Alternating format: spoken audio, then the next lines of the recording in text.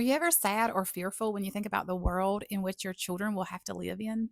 I was in the book of Esther this morning. It's such a good book, packed full of so many good things. But I want to zone in on chapter 4, verse 14. Perhaps you were put in position for such a time as this. We know from scripture that both of Esther's parents died when she was young and she was raised by her uncle Mordecai. They lived in Susa, which was the capital of a Parisian empire, and that area is modern day Iran. Susa was primarily a pagan area, but Jews were scattered throughout.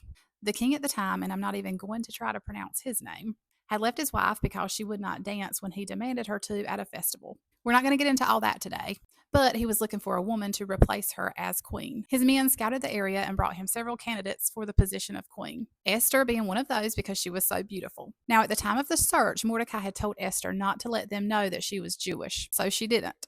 Esther was chosen by the king and she became queen. So, just to recap, Esther is now queen of a pagan area. She's Jewish, but nobody knows that.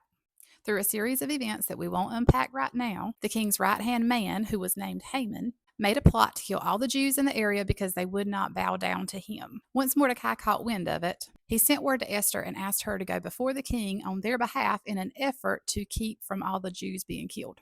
Esther's initial response was, heck no, there's no way I can do that. I can't go before the king unless he asks me to.